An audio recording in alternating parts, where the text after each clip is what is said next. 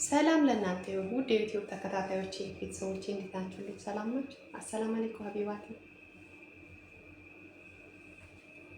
ዛሬ ለየት ያለ ትንታኪ አብረን እንሰራለን። እሺ፣ በመጀመሪያ ውሃ በመጠጣት ጀምረው ቀናችን። እንዴት ዋላችሁ? እንዴት ቆያችሁልኝ? እንዴት ከረማችሁ? የተወዳጆች አላችሁልኝ? መጀመሪያ ሰብስክራይብ በማድረግ ጀምሩ። ላይክ፣ ኮመንት ሌስኮ ወደ ስራ የመቀመጥ ነው። ተነሺ አትሉኝም እንዴ? ሰብስክራይብ ያላደረጋችሁ ሰብስክራይብ አድርጉ። የእናንተ አንድ ሰብስክራይብ ለእኔ ትልቅ ዋጋ አለው። አበረታቱን። ውሃ እየጠጣችሁ የማዳም ቅመሞች። እሺ ሌስኮ ተጀመረ። ላይክ በማድረግ ዶሮአችን እንደምታዩት ታጥኖ በሉ ተዘጋጅቷል። ጥንፍፍ ተደርጎ ማለት ነው። የሚጠበስ ስለሆነ ይኸው የሚያስፈልጉ ትንታኪ ይሉታል። በጣም ተወዳጅ ምግብ ነው። ብዙ ጊዜ እራት ላይ የሚመገቡት ህፃናቶችን በጣም ይወዱታል ከችፕስ ጋር። እሱን የምናሳያችሁ ቀለል ያለ አሰራር ነው። የሚያስፈልገው የራሱ የሆነ የትንታኪ ቅመም አለ። እሱን አርግተን እቤታችሁ ውስጥ ደግሞ ቆንጆ በርበሬ ከሞን አለ የምትሉትን ትንሽ በማድረግ እንደዚህ ነጭ ሽንኩርትና ዝንጅብል ድንብላል የማይቀር ነው ሊጋ። ከዛ ወደ እንቁላል እንደዚህ እንጨምርበታለን እንደምታዩት ማለት ነው።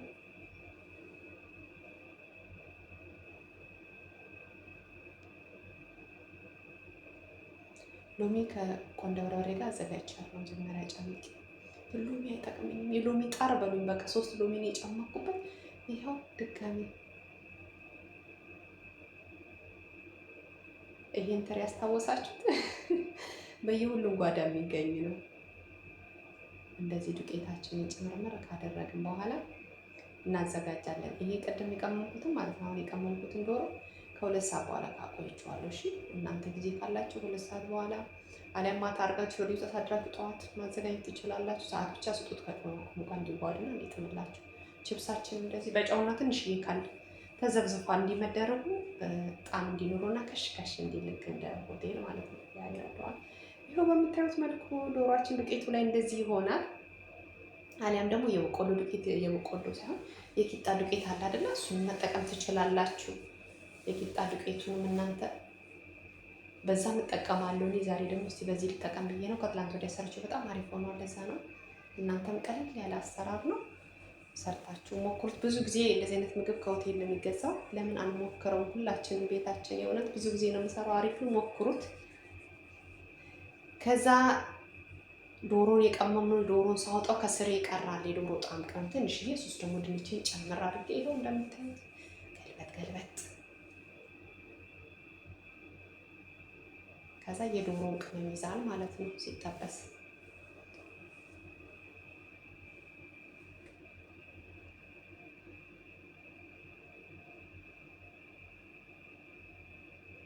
እንደዚህ ገልበጥ ካረግነው በኋላ ይኸው ከተትነው ጨመርነው ወደ መጥበሻው ማለት ነው። በዚህ አይደለም የምጠቀመው። ከዛ የሚያስፈልገውን ቁጥር ሰታችሁት ክፍት አርጋችሁ ወደ ሌላ ስራ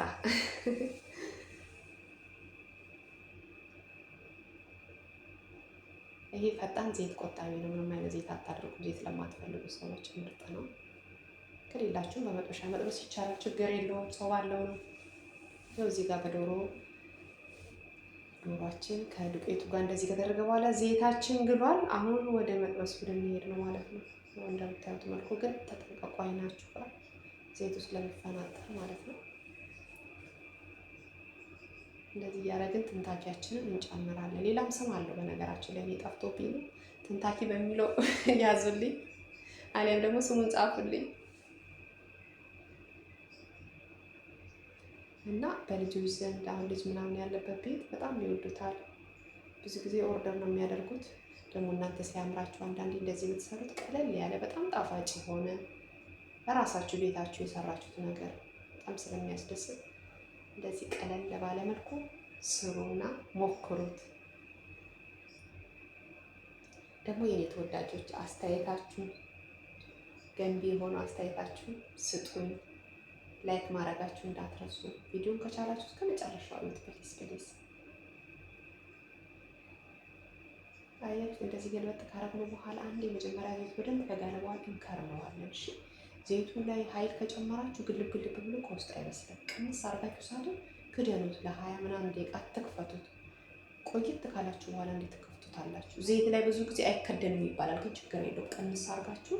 ምክንያቱም ይሄ መጀመሪያ የተጠበሰ ዶሮ አይደለም። ከዚህ በኋላ ሌላ ቦታ ቀጠን ምን ጠብሰውም አይደለ። አንዴ እዚህ ከጠበስን አውጥተን የምንበላው ነገር ስለሆነ እሳቱ ቅንስ አርጋችሁ መጀመሪያ በደንብ ከሞቀ በኋላ ከርናችሁ እንደዚህ መገላበጥ አለባችሁ፣ ውስጡ ድረስ እንዲበስል ማለት ነው።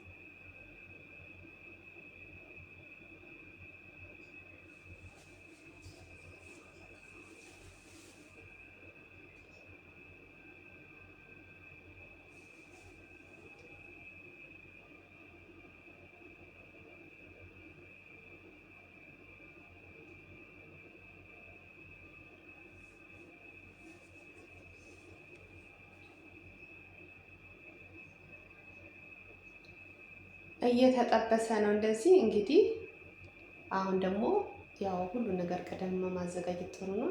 የዘይት ወረቀት ወይም ደግሞ የዘይት ፔፐር ወረቀት ነው የሚባለው። እሱ ላይ እንደዚህ እያደረግን እናወጣለን ማለት ነው።